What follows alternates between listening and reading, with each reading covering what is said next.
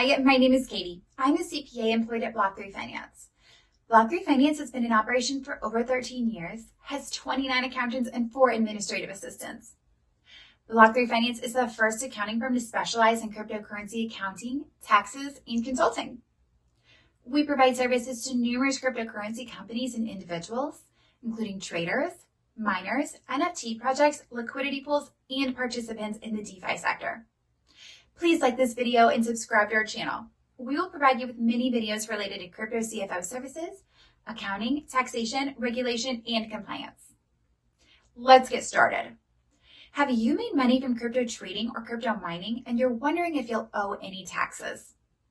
I'm going to briefly break down the tax matters for Canadians when it comes to cryptocurrency. I've had a few questions about tax on my last crypto video, and that was enough motivation I needed to make a dedicated video. I'll need to separate this video into 4 parts, but I'll try to keep it brief. First will be taxes on holding crypto. Second, taxes on crypto trading. Third, tax on converting or exchanging crypto. And fourth and finally, tax on crypto mining, because they're very different. First part, if you bought crypto and you just held it, you went up significantly in value. If you're still holding it, there are no tax consequences. Let's say you bought Bitcoin at $7,000 and now it's $90,000. As long as you held and didn't do anything else, there is no tax. You have an unrealized gain. And thankfully, as of 2024, there are no taxes on unrealized gains.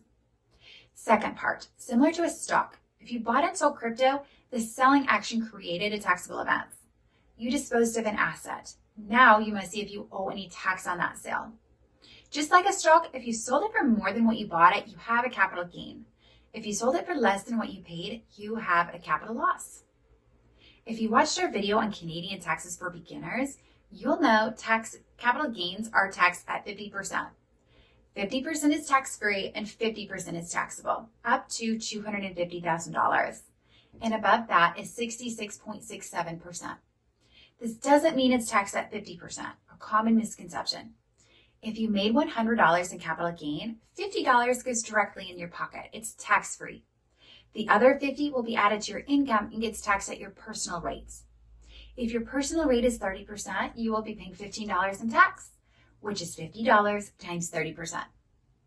On the other side, if you have a capital loss, you might be able to use this capital loss to reduce your taxes. Here's the issue. You can use capital losses only against capital gains. You can't use capital losses to reduce your employment or business income.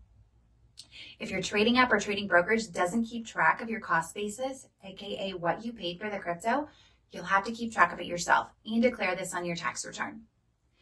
Third part is exchanging one crypto for another. If you bought Bitcoin, let's say you bought it at $7,000 and now it's worth $90,000. You decide to convert all of your Bitcoin to Ethereum. You just created a taxable event, even though you didn't sell. My previous example was if you sold your Bitcoin, you would owe taxes. But in this scenario, you didn't sell. So why is that a taxable event? It's pretty much a barter transaction. You exchange one asset for another.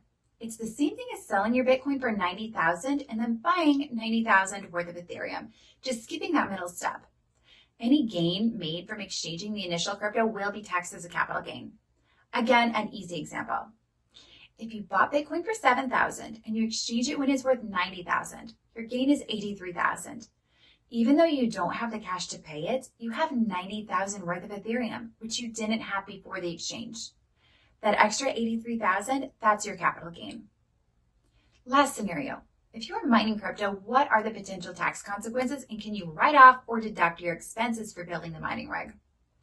First and foremost, mining is business income, not capital gains.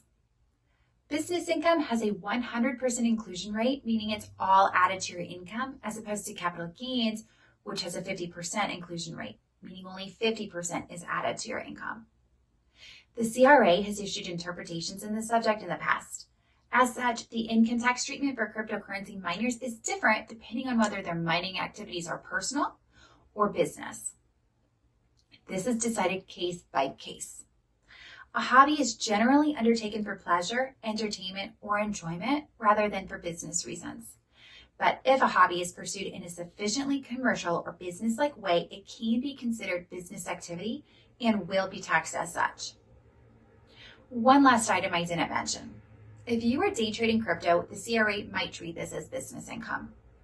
If you are doing daily buys and sells or trading multiple times a day, the CRA will try to argue that you are running a business and you should be taxed as a business and not as capital gains.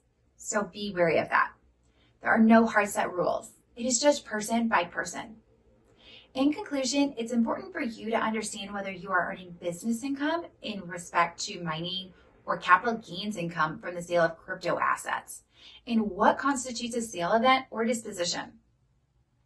If you have any questions, please visit our website at www.block3finance.com or contact us at inquiry@block3finance.com or phone us at 1-877-804-1888.